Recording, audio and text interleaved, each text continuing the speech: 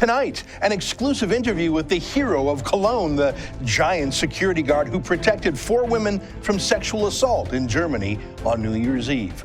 It's March 7th, and you're watching The Ezra Levant Show.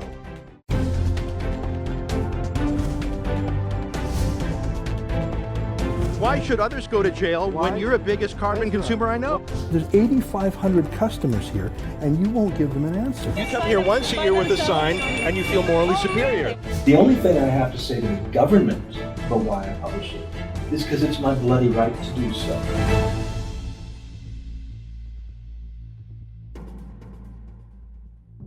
We spent a week in Europe recently documenting what the mass migration of millions of young Muslim men looks like into a once Christian continent, from the economic impacts of mass welfare to the spike in common crimes to the relentless cultural changes like the creation of all Muslim ethnic enclaves where Islamic Sharia law is replacing secular common law.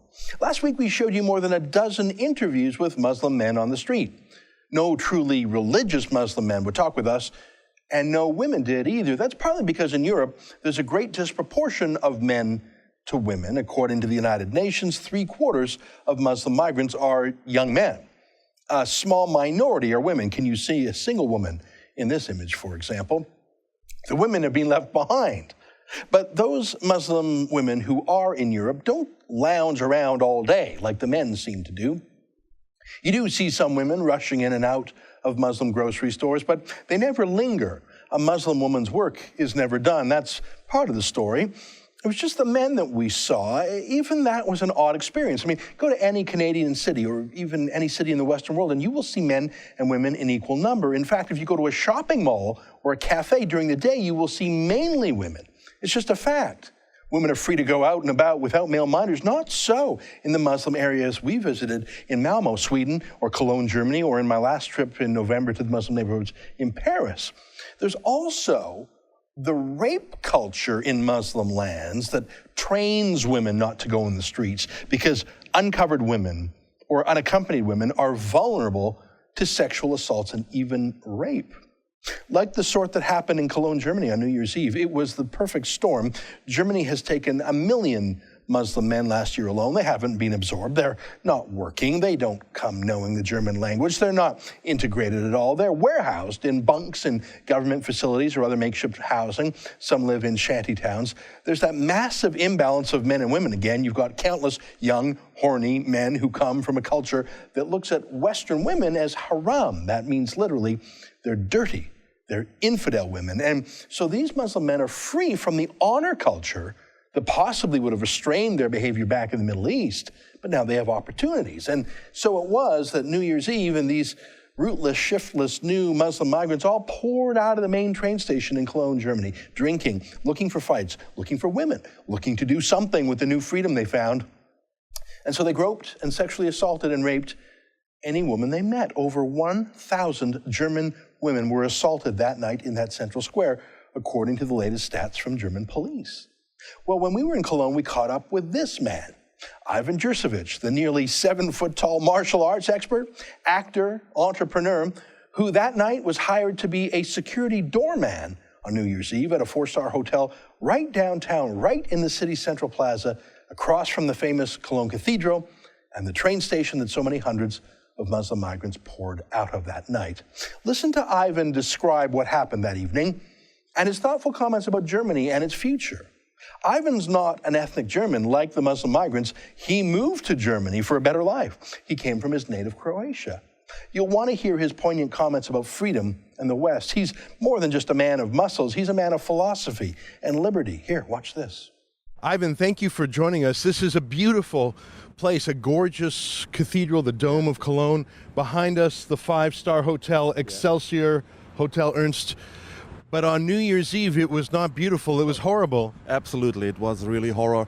I started with my work here just at about 6 o'clock, and I was really a little shocked because I see a lot of young man groups, about 5 to 10 guys between 20 and 30 years old, and they just walking here around, and I didn't seen this before because I was working the last 3 years before here on New Year's Eve, because it was just a nice celebration here, and it's a nice clientele here and a nice hotel, and that was my decision to work here.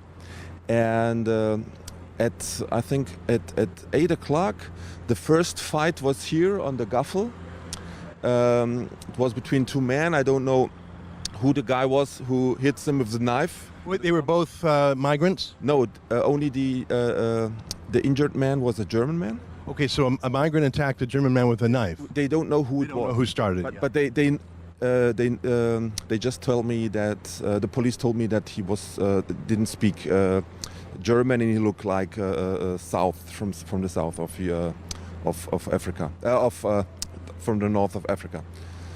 So I was really shocked, and then the ambulance came and take him away.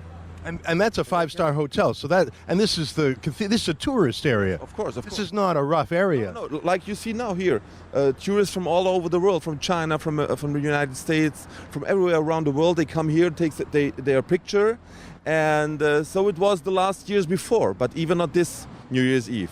So you started seeing these groups of 5 or 6 men circling, almost like they were patrolling or something? Like patrolling. I told the police it was like a crowd of lions, you know, Really? just looking for their victims, you know. And so in this case, the first victim was a German man, and that was before midnight. It was 8 o'clock. 8 o'clock. So what happened? So to have a stabbing in front of a 5-star hotel with the ambulance and police must have put you ill at ease. What happened as the night went on? Yeah, then I just was shocked what happened here, because this happened only maybe at Saturday evening, you know, and not here in this place. And then the crowd was getting more aggressive. They start with fireworks here at about 9 o'clock. So you think it's midnight, you know. They're just firing so much and so many fireworks, and even on the cathedral. And then So were they shooting it at the cathedral on purpose? And if they just hit the wall of the cathedral, they're just applauding, you know. And that was really shocked for me. You know? Did it seem disrespectful? Absolutely disrespectful. Has anyone ever, I mean, this is a gorgeous cathedral. Yeah. It's so ornate. Did it damage the cathedral? Or No, they didn't damage. it was just, they were shooting on purpose at the cathedral. Yeah, they're just shooting from a distance, you know, from behind, from the wall, from the trees here. That you cannot catch them, you know. Because by the time you see it, you don't know who shot it? Yes, absolutely. Now, is it legal to shoot fireworks in the middle of a tourist area? No, absolutely not. And I think this is the first law they must change is fireworking here on these places. Look, that's crazy to shoot fireworks. It's crowded with people now. I can imagine. Did anyone get hit with fireworks? I don't know, and I just don't read in the media. They got really big luck, you know, because of fireworks just exploding in the air, and not here on the place, on the ground. Now, the police were already alert because of the stabbing. What did the police do with the fireworks? Yeah, the police, they got only about, I think, 80 till 100 policemen here, and this was absolutely minimum, you know. They cannot do a good job, but they did a good job, you know. The policemen, it was not the fault of the policemen. They weren't prepared, even like I wasn't prepared, what will happen on New Year's Eve this year. Ivan, we just moved over here. It was a little noisy over there. This plaza is enormous. The church, this cathedral, it's enormous. How many young men do you think there were? You say they came in clusters of 5 or 6. How many do you think there were altogether? I think they were between 500 and 600 here. Yeah, the media just told about 1,000, but I don't think so. And were all of them committing these acts, or was it just a small number? Yeah, I think it was a lot of them, because I was in 3rd of February. I just went to the police. I got to tell them what happened here, and I must identify some of them. And I see about over 200 men. They just photographed on the police station, and they got the data from them. And I can just identify about 3 persons. I see 3 men. Wow. Now, it's a luxurious area in many ways. I mean, there's Gucci and Prada and Dior and the five-star hotel. How this is normally, I would imagine, a very safe place to celebrate New Year's Eve. Tell me about the Germans who came that night. Obviously, a lot of German women came. Yeah, of course, a lot of German women came, but they're just not celebrating here. You know, they're celebrating here on the Rhine because you got a nice look at the fireworks. And I think what happened on New Year's Eve was the migrants and the guys came here, the aggressive guys, of course. They don't know any other place. They know only the train station and the cathedral. You know, and so this is also a place everybody knows. And I think it will be more horrible if they knew the party miles, for example, in Cologne it's called Altstadt, or the Ringe, where the discotheques are, and the bars and the clubs. Then it will be more dangerous for the people here who want to celebrate New Year's Eve. So this was really you believe these migrant men came in from the suburbs where they're living, and this was really the only place they knew. Absolutely, absolutely. Do you think they coordinated with each other on text messages or whatever? Maybe, I don't know, but if they made a coordination, they will run Cologne, you know, because we got only 100 policemen for New Year's Eve here, and they were what 400 or 500 aggressive young guys, you know. Now, so the fireworks started. They were shooting the fireworks at the dome. The police cleared this top area, and so then they came down. And then they cleared. Yeah, they just closed. They closed the train station. You cannot move out or inside. So they closed the train station. They cleared off this higher level with the cathedral, and everyone was sort of packed into the plaza between the cathedral and the train station. Is that right? Yes, that's right. Absolutely. And is that where a lot of the attacks happened? Yeah, here. So it was almost like police.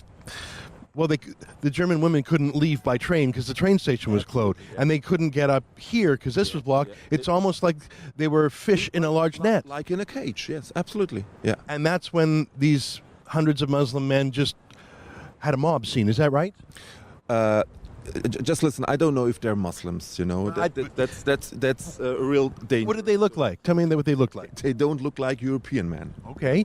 That's, you know. Did you hear any of them talking in a different language? Yeah. And what language? It was an Arab language. Okay, so I have no idea if they're Muslim. Absolutely. They're just Arabic men who aren't German and will be politically correct and will pretend that they could be Buddhist or something. Absolutely, they can. Absolutely, they might be Sikh. They're probably Jews. Yeah, but the problem is, you know, I live in Germany and I got a lot of trouble about this because I was really the only man who talks about this, and I don't understand why I was the only man. Because then I recognize why. Because the people are afraid telling the truth. They're more afraid of telling the truth than they are of rapists. Yeah, of course. I think they're more afraid of telling the truth than of the rapist. Absolutely. That's crazy. That's What's happened to Germany? Where are the German men? You're a tall man. You're a foot taller than me. Listen. You're a strong man. Where are the other German men? I'm immigrants too. I was born in Croatia, you know, and I just... Maybe that's why you have pride. No, I don't think. Listen, I think the German men are just systematically destroyed of their pride, because, you know, if you just hold the German flag in your hand, you're just a Nazi, you know. That's crazy. That's absolutely crazy. You know, I was just fighting in the States, and you go to the United States, everywhere is stars and stripes, you know, and everywhere you go, in Turkey, for example, you see the Turkish flag. But in Germany, it's absolutely, I don't know. If you just take the flag in your hand, you're just a racist, you're a Nazi. It's absolutely crazy. And for me, like a migrant, it's absolutely not, I cannot understand this, you know? I cannot understand it. Well, let me talk about when you got involved in the fighting. You were at that five-star hotel, the Excelsior. Yes. And I told the guests to stay inside the hotel. Good idea. Yeah, because it's absolutely, it was crazy. The guys come, and they touched the woman, you know, older women, upper 40, and they were just dressed in their wardrobe for the New Year's Eve, you know, nice clothes. And this was right in front of the hotel, or just because in front of the hotel, because they're just going outside to smoke. So and these migrant men would just come right up and stroke them. Yeah, absolutely. Give me a cigarette, come with me, baby, and this and that. You know, it was. Did they also steal purses or things like that, or was it all just touching? It was touching and trying too. you know. And I was all the time, I just stand here, just go away, just go away, just go away, you know. But I think at 10 o'clock, two young women came to me. They just dressed like the normal girls here. They don't have any mini skirts or something or high heels. They're just dressed absolutely normal, you know. And they came to me and asked me, can we stand beside you? And I said, what happened? They're just following us, the four guys. And I said, what? These guys? Yes, and they were so shocked, they were shaking. You know, Oh my God! And I didn't, you know, I was working like a bouncer since 1989, and I didn't see this in my life before. Because if some drunken man came and said, hey, just go away, and he goes away, sorry. But these guys, they were just so aggressive, and then he stands there with a bottle of beer. And I was prepared now, I must hit him, because if I wouldn't hit him, he would hit me with the bottle. And I told him, just go away, and he just don't listen to me. And he told me, this is our wife. Our wife, did you say? Our wife, yes. These four men were calling these two German girls. The leader of them. He was calling these German women his wife. Yes. This is our wife. You know, in this Our wife. That's yeah. crazy. Yeah, and I said, and I just asked the girls, what happened? You got some stress with your boyfriend? No, we don't know them. You know. So I just went to him and said, just leave the girls alone. And he takes his bottle here on his right hand, and I just kicked him with a kick on his breast, on his chest, and so he fall on the floor, you know. And the other man, I give a slap with my big hand. You're a big man. Yeah, of course. Thank God you were there. The problem is, even in Germany, if you hit them too hard, you get arrested too. So you must react like a professional. Were there any police anywhere nearby? No. They had their hands full with 500. When I just come to catch the police, I just called the police, so they come and catch the guys. But they were absolutely overloaded with problems and trouble here. When they came to catch the guy, did they handcuff him? Did they put him in a van? No, they let him go? No, because it was about four guys there, and the other guys see that there's no joke with me, you know. Right. So they went away, and they cry and shout to me, "We come back and kill you," you know, make like this. And I said, "Just come, man, just come," you know. Maybe I am tall, but I'm a real quiet guy, and I don't want some stress. But on these four guys made me so aggressive, because these two girls are so shaking. They were so afraid, because they were just afraid they must move here on a small side on the street inside, and they were afraid they will rape them or something, you know, because they touch them and grab them all the time. God. Now, let me ask you, how did the night end? The night ends. The director of the hotel asked me, please, Ivan, stay here till 7 o'clock, because all of the hotel guests and so were afraid, because they didn't seen this before, you know. They just celebrating New Year's Eve here every year, and that happened never here.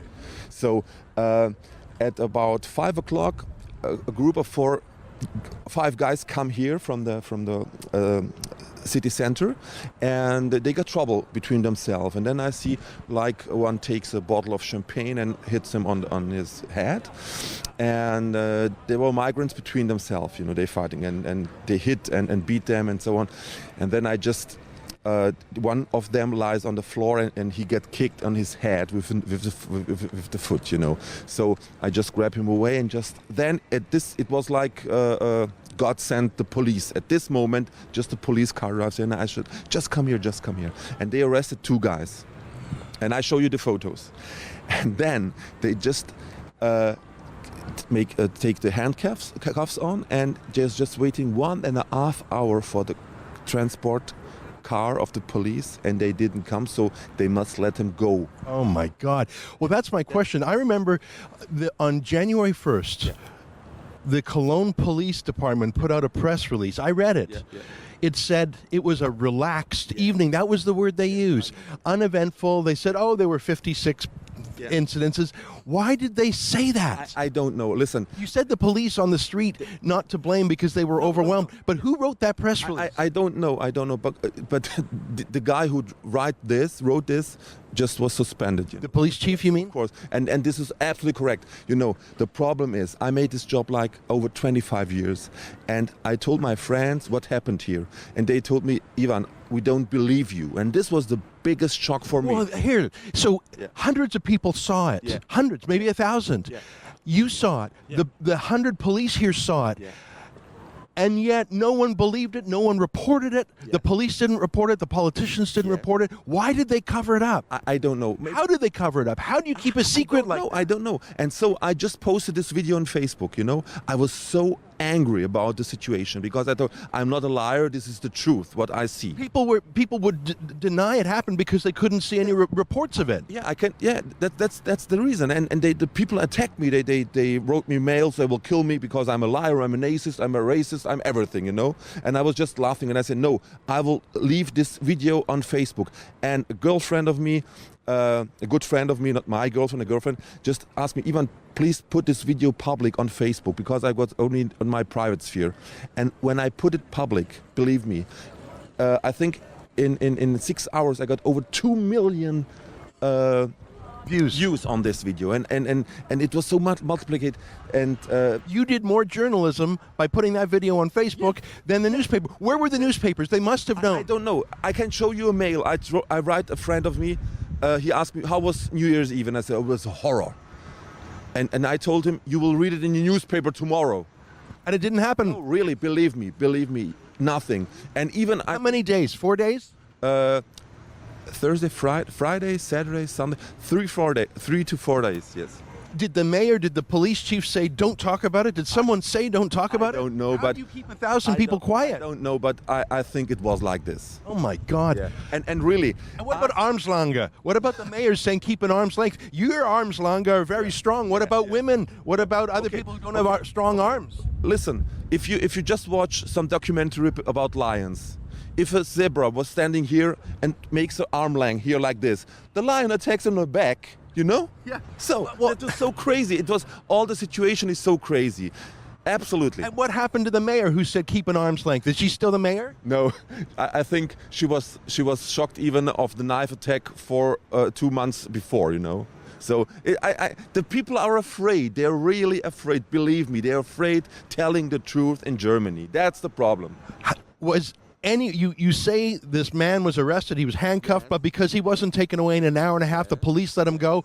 I understand that no one was taken into custody that night. Not one person. Is that true? I don't know. I just know that there are about 3 police cars for the transport of the how you say The prisoners? Or? the prison? No, they're not prisoners, but The suspects. yeah, the suspects, absolutely.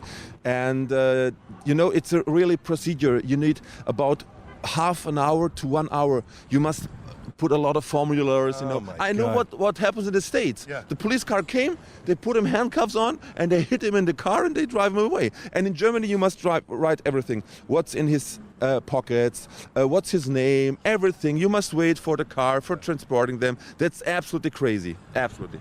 Wow. Is there anything else you want to tell us about that crazy night? I mean, you've told the story vividly. Yeah. And how do you feel about Germany? Are you hopeful about Germany? You know, that's the first time in my life that I don't know what will happen in Germany, you know, because now people are talking about this, and even, you know, there are some parties here and they're just afraid of radicalism and nationalism. But you know, it's not nationalism if you just walk through the street and say, oh, I'm proud to be a German. Yeah. You know, and if you only just say this sentence, you're a narcissist, you know. That's absolutely. This is one of the most beautiful churches I've ever seen in my life. It's gorgeous. Yeah. It's inspiring. It's historical. Yeah. I'm not even Christian, but I feel proud to know that this is part of Germany. For me too, you know, it was the same if they could just fired fireworks in a mosque or a synagogue, you know. This is not correct. This is not correct. And the guys who just fire fireworks on a cathedral or on a synagogue or on a mosque, they just must be arrested, or they just must sent back to where they come from. One day, will this be a mosque one day? Pardon? Will this cathedral one day be a mosque, a mosque? I don't know. I don't know. The fact that you can't say no tells me all I need to know. No, I don't know. I really don't know. I don't know what happened. You know, in Germany, the German people just have only about 1.5 children per Per mother?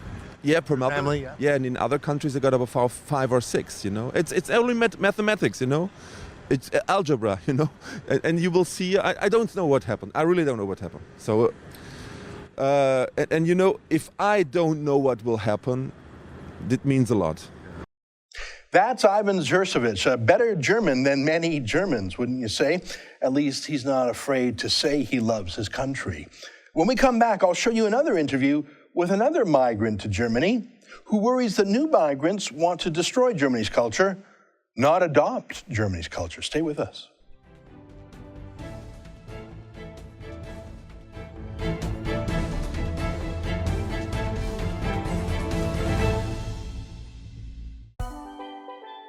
Want to have dinner with Faith Goldie? Grab a drink with Brian Lilly? Talk politics with Ezra? You can do it all on the Rebel Cruise. This November, join us for great debates, gourmet meals, and gorgeous scenery as we sail from Fort Lauderdale around beautiful Caribbean islands. It's an intimate week where you can really get to know your favorite Rebel personalities and meet other Rebel lovers too. Space is limited, so visit therebelcruise.ca to sign up now.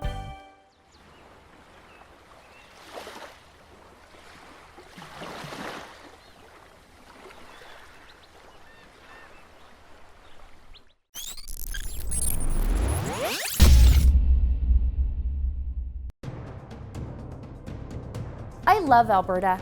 I've lived here my whole life and I'm proud of it. I'm proud of our free market, pro-business, low-tax, do-it-yourself attitude. And now, I'm watching my province get destroyed.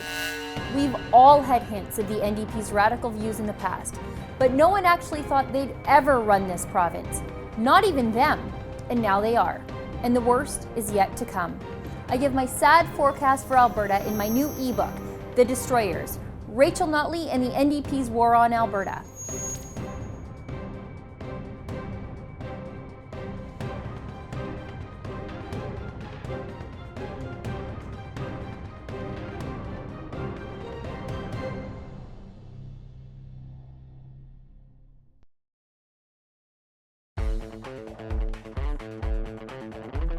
Looking for the perfect gift? Did you know the Rebel.media has a store? Make a statement with a t-shirt. Have your morning coffee in a Fearless Travel coffee mug. There's even an Ezra Levant bobblehead. It's a one-stop shop for the perfect gift. And don't forget to pick up something for yourself. Go to therebel.media/store to find out more.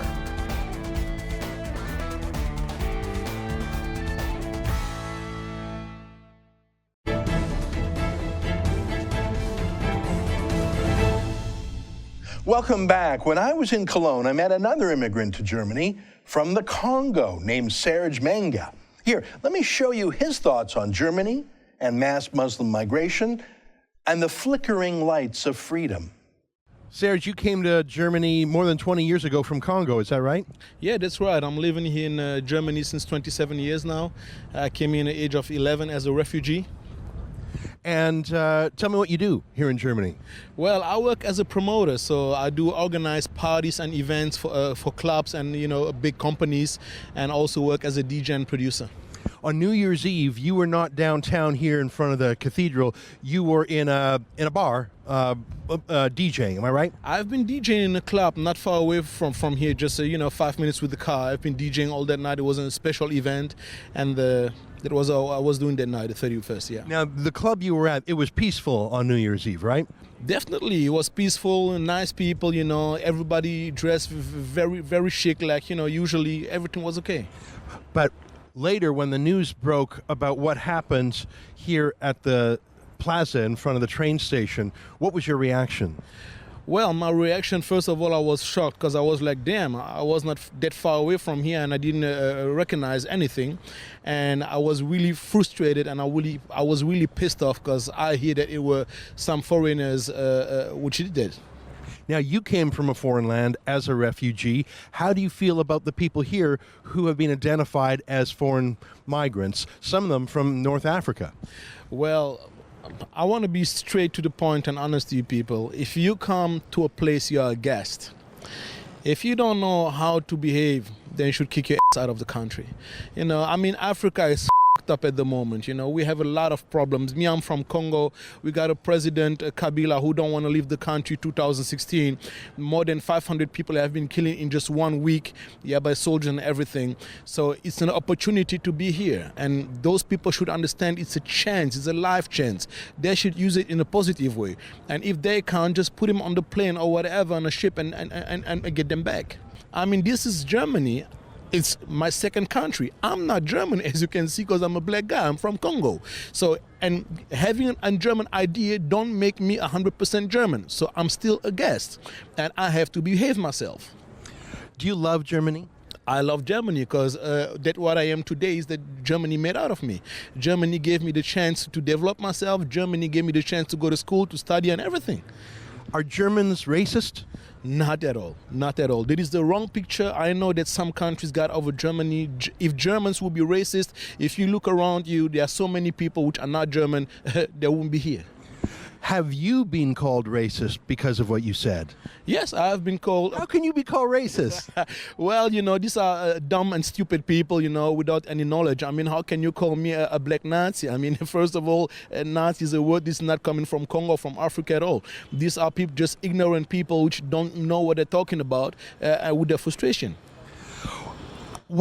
I think you're right. I think Germans are afraid to speak out, and I think they're more afraid of being called Nazi or racist than they are about, for example, the violence on New Year's Eve. Do you think the country's waking up at all, or do you think they know there's a problem, they're just afraid to do something about it? Well, first of all, also on this question, I want to be straight to the point. In every country, even in my own country in Congo, you have racism. Yeah, you know the matter about Hutsi and Tutsis which have been killing each other. It was not in Germany, it was in Congo. Even in Canada, you will find people on your own way which don't like each other. So Germans are sleeping. Well, it's a long time ago that we really had such a big problem. And the problem with the German citizens is as long as it don't hurt them, they don't move their ass. And that's wrong. You know, if there's something happening, they have to stand up for their own country. They have to make the politicians up there understand that something needs to change. And as long as everybody's just, you know, sitting home and having a peaceful life, like, okay, you know what, the government is going to work it out. It's not working no more. Yeah, the world is getting, the whole world is changing. You know, and nothing will be like before. Never. Are you optimistic or are you pessimistic? Do you think Germany will change its course? Well, let's say like this, Germany has to change its course. I mean, it hurts me seeing all these, you know, refugee children waiting, you know, in front of walls and not going further. It hurts me when I see children dying of war and everything, because I'm a family father too. I mean, a normal human, a normal person can't like these pictures. But the thing is, they should start to find a solution in the country where the war is happening. They should start selling all these weapons to those countries which are using them against their own citizens. This is the message. You're a very powerful speaker and a powerful thinker. I'm just so grateful that you've shared these thoughts with us, and I hope Germans wake up and listen to you. You, in many ways, are articulating a German vision better than many Germans do. Thanks a lot. I'm really happy for this interview, and the reason why I can say all this is you must have the courage in life to open your mouth. Yeah, we only have one life, all of us. One day we're going to die. And the time I'm living, I want to work for a better place for all of us. And if I don't open my mouth, nothing will happen. You know, people are afraid. Afraid of what? You know, you're going to die one day anyway. Do what you got to do as a human, and that's it. Well, thank you very much, Serge, for meeting with us. Thank you, sir. I like his style. He's a migrant from Africa. He's a racial minority in Germany, of course, but he loves Germany for its freedom, its peace, its safety, for its culture. He told me about his homeland back in Africa and the terrible things happening back there. He doesn't want to import those undemocratic values to Germany. He loves being German, which is why he's so upset about the wave of migrants to Germany now. He's a former migrant himself, but he came to be German to embrace the best of Germany, not to replace it. Again, like Ivan the giant doorman, Serge has a better grasp of Germany's essential qualities than many natural-born Germans, don't you think? Or maybe just more courage, though he's surely been called a racist by liberal whites. Well, we've saved the best interview for last. When we were in Stockholm, Sweden, we met this amazing Somali migrant named Mona Walter. We showed you a brief clip from our interview with her last week. In short, she came to Sweden as a teenager from Mogadishu, Somalia. Now, Somalia is a 99% Muslim country, but she says she never wore a hijab or a niqab covering back there. She was never taught to hate Westerners or infidels. She said all that came only when she arrived in Sweden. It was in a radical Swedish mosque that she was taught to hate kafirs. That's the Muslim word for infidels or unbelievers.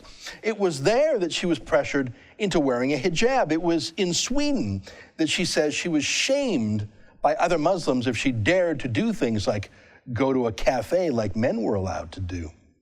And slowly Mona rebelled against her mosque, her family, even her religion. Listen to the bravest woman in Sweden, Mona Walter. Mona, it's a pleasure to meet you. You are from Somalia, you live in Sweden, and you have a remarkable story. Tell me how you came to Sweden in the first place. You were a young teenager. Yeah, I came to Sweden because of the civil war in Somalia, 1991, and I moved to Sweden in 94. So I come to Sweden 1994.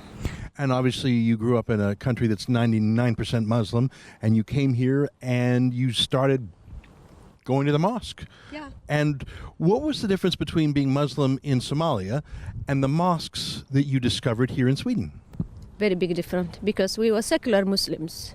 We never read Islamic books, but when I come to Sweden, well, we were forced to read about our religion and about inheritance, Islamic inheritance. You have to study Islamic books, Quran, and the sayings of Prophet Muhammad. Women have to cover. It was completely different world. So back in Somalia, you and the other women in your family did not wear a hijab or a niqab? No, we dressed traditionally or normal like Westerners. Or normal Somali, we never cover. We have a completely different culture from the Islamic culture. Well, you came here to Sweden, and you obviously met with other Somalis and started going to a Somali mosque here in Sweden, is that right? Yeah. And what did the imam here in Sweden say to you? What advice or instruction? What was it like on a day-to-day basis? It was horrible. It was like you have to be careful for your children. You have to watch out for the kafirs. Kafirs, that means infidel. Infidels, non-Muslim, like the Swedish people. They are kafirs. And Is that the word they used in the mosque? yeah, kafirs or mushrikeen. Mushrikeen means the criminals. And those are very negative words. Those aren't neutral words. Those are attack words. I mean, they're not violent words, but they're words of disparagement. Yeah, because that is what Allah described, the kafir, non-believers, mushrikeen. We should hate them, we should discriminate them. Jews and Christians are pigs and apes in the Quran. And you learned this in Sweden at a mosque in Sweden? Yeah, I learned, and I was very disturbed. I was very, very sad and very, very angry, and I even tell the police about it. What are they saying? The police say, but we have freedom of religion. I say, that's not religion. You don't teach children to hate their neighbors because they're Jewish or because they're Christians. Now, did you start wearing a hijab or a niqab? I try because I must, like everyone else. You were a teenager and you were new to the country. Yeah. I refused in the beginning, and then I tried because I wanted to be respected, because if I didn't cover myself, I was not respected. What did the men and the women say to you to get you to wear a hijab? I will go to hell, and Allah will burn me in hell, and I'm not good Muslim. So if you want to be respected, you have to cover yourself. And how long did you go through the motions before you said, I just can't do this anymore? 1 year, like first 5 years of my life in Sweden. I try on and off, but then I couldn't take it no more. So I became atheist, and many years I was atheist. And now, my understanding is in Islam, if you reject Islam, if you become an apostate, that is the greatest sin of all. Am I correct? Yes, you have to be killed.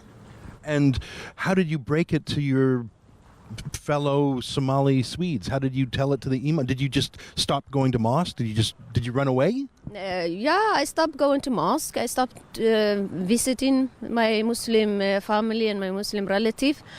I got married to a Swedish man, and I just left. And have you been excommunicated by the Somali community? How do they, like, obviously you still bump into people from that part of your life. What do they do when they see you? What do they say when they see you? Yeah, they told me not to come to us. Don't come near my daughters or my family, because you will turn them away from the religion. They will tell you that you will do fitna. Fitna means that mischief. You're not good. Don't come to us. How does that make you feel if your own family? It's your own family who said don't come back? Is that? Yeah, many relatives of mine. That's gotta be lonely. Yeah, it's very lonely. It's terrible. But you have to, many people, they're being convinced to stay and wear Islamic dress, Islamic uniform. Many flee from it. It's different. But where do they flee? You married a Swedish man, so you had a new family and someone to have a home with you and have a community and give you people in your life and security. What about, you were 19 when you came here. What about someone who's 15? What about someone who does not have a Swedish person who can pull them out? What happens to them? Oh, you have to stay. You have to stay and get married, because you have no right a life of your own. Yes, as a Muslim woman, you cannot move. And even here in Sweden? Even here in Sweden, you have no right to move from your family and live life of your own. You have to marry. That where you live with your husband or you live with your family. Now, you've become Christian, is that correct? Yeah. And do you talk about being an ex-Muslim? Do you give lectures? Do you talk to Swedes? Do you talk to Somalis? Do people reach out to you for help? Yeah, some, but nobody wants to listen to me. It's very difficult, because here in Sweden it's like, when you're ex-Muslim and you want to talk about your experience in Islam, nobody wants to listen to you, because it's kind of, it's like he whom we don't mention his name. The film Harry Potter. Yeah. And it's kind of like that. We don't talk about any negative about Islam. And I have a lot of negative experience about Islam. Are you ever censored by Swedes? By that I mean, if you want to give a speech or say something on TV, or do Swedes say be quiet? Do Swedes tell you to be quiet because you're about to disillusion someone or speak contrary to the official view? Are you allowed to speak out? No, I'm not. How do they stop you? Because I write. I write about Islam, when Islam teaches, and about the Quran, about the biography of Muhammad, about Islamic teachings. And what they do is that they censor by not letting you, for example, to citate the Quran. Do not say, and this is according to Quran. So who says that to you? In the newspaper, for example, I wrote an article about the veil and why Muslim women wants to wear a veil, and what happens if I don't wear. And then I quoted the Quran that says that women who don't cover, if you don't cover yourself, you will be molested. So cover yourself. Respect the woman must to cover herself. They removed that from my article. They didn't want to publish that. This is the Aftonbladet, the biggest newspaper in Sweden. So they publish only half of my... So a white Swedish liberal editor was telling you, a Somali woman who lived this, that you're not allowed to talk about your experience. That's amazing. Yeah, that's what happens here in Sweden. Well, and you told me before we turned the cameras on that you have a website, and you pay 200 kroners a month for your website, like all of us do. I guess that's about $40 or something Canadian. And they just shut it down one day, the internet company. Is that true? Yes. They just shut it down. They shut it down and they say, I ask them why, and they say, because you break the rules. I say, which rules? And they didn't answer me. So now nobody can read what I write. So I have to write outside Sweden. Really? That's incredible. You told me when we were drinking coffee that you went into a neighborhood and someone recognized you, and they took a picture and they sent it by text message to a lot of people, and pretty soon there was a swarm of people who came out to the street. Can you tell me about that again? Yeah, it was Rinkeby, a place called Rinkeby, majority Muslim area. Is it what part of Sweden? Is that near Stockholm? It's Swedish suburbs. And I was there with the Swedish television, Swedish national television. And when they saw us, they just screaming, out of here, you are whore, Christian, here is not Sweden, this is not Sweden. They were saying this is not Sweden. In Sweden, they were saying this is not Sweden. Yeah, here, this is not Sweden. I say we have a freedom of speech, this is Sweden. And they say, no, this is not Sweden. Who was saying this? Who were these people? Young Muslim men, women, they are all screaming and they throw egg at us and destroy the car. They were bumping and jumping up and down and screaming. And we went from there, we ran for our lives. How many of them were there? Like 20, 30 people. Now, you say you were there with Swedish television. Did they put this on TV? Did they describe 30 people attacking their cars? No, they didn't. They censored, they cut it off. But I filmed that. I filmed that in secret, and I published the pictures of the car that they destroy, and put it in my Facebook. So, Swedish state television, this happened to them, which is incredible news. That's the definition of news. But they would rather not tell the news than break the official narrative about Islam in Sweden. Yeah, they don't want it because they don't want the people to see what's going on here in Sweden. It sounds like you're in some danger. Have you had to have protection? Have you had to change your life? I mean, it sounds like they weren't going to murder you, but maybe they would have if no one was around. I don't know. Are you scared? Yeah, of course I'm scared. I have to move from the area I used to live in Gothenburg. Now I live under protection, a secret location. I can't go out area like Rinkeby or Bergen in Gothenburg, or Rinkeby in Sweden, in Stockholm, I mean. It's not safe for me because they will recognize me and scream. How many people are there like you? Do you have allies? Are there others who want to be free? Or is it just you? There are many, but they can't come out and say what. Do they talk to you? Do they email you? Do they phone you? Yeah, we talk, and they just scared because they're scared of losing their jobs. They're scared of being called racist and Islamophobe. It's just Muslim people being called Islamophobe. Yeah. Are you called an Islamophobe? Oh yeah. Are you called a racist? Yes. You have brown skin. How can you be a racist? Yeah, because if you criticize Islam, automatically you will be racist because they will think like Islam like a race. It's not a race, it's ideology. It's a philosophy, it's a worldview, it's a political system. You can be white, you can be Chinese, you can be African like me and be a Muslim. So Islam, anyone can be converted to Islam like Christianity or Judaism. This is incredible information, and you've made me sad and worried. But you've been living this for years. Are you sad and worried, or is there hope? Is it going to get better, or is it going to get worse? I think it's going to be much worse. Much worse. Why is that? Because we have a many Muslim community in Sweden. We have But don't they want to be free? Do none of them want to be free? Or they can't be free? I think some want to be free, but the thing is that Islam will not allow them to be free. And Swedish Islam, which it sounds like in some ways is stricter than your Somali Islam that you grew up with. Yeah, because I never heard of Sharia laws, When I come to Bergen and places in Gothenburg, there you have a Muslim Sharia police going around and telling... Sharia police in Gothenburg? Yeah, telling us to cover yourself, you go to hell if you don't... They're obviously not official police, they just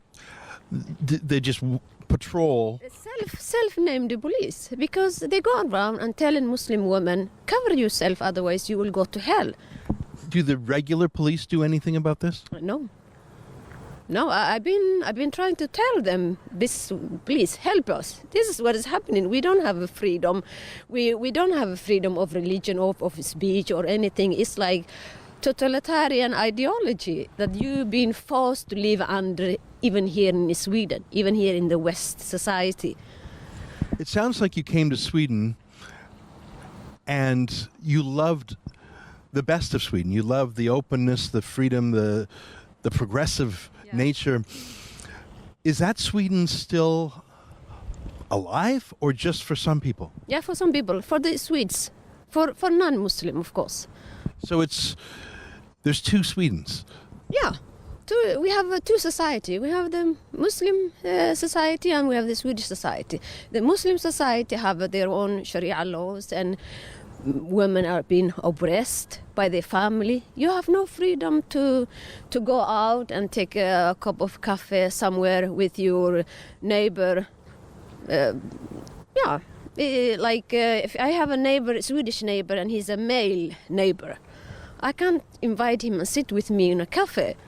And people will come over and say, who is he? Is he your husband, or what is this? What are you doing with him? Muslims will come up to you and say, what are you doing with this strange man? Yeah, a strange man. Even if he's a Somali or if he's Swedish, if you sit there with male, they will come and ask him, oh, I saw you yesterday, you are wearing jeans.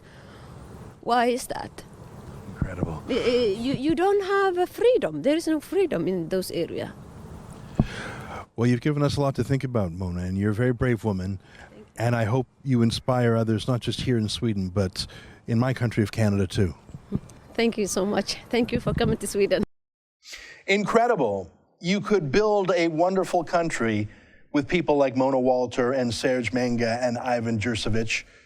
What's the difference between them and the mass of men we interviewed on the streets, and the mass of men who raped and looted and rioted on New Year's Eve? It's obvious the difference is not the color of their skin. The difference is their culture. They have not come to spread political Islam. They have not come to culturally conquer and replace Europe's Christian liberalism with Sharia fascism. They have come to be free from Somalia, from Congo, even just from Croatia.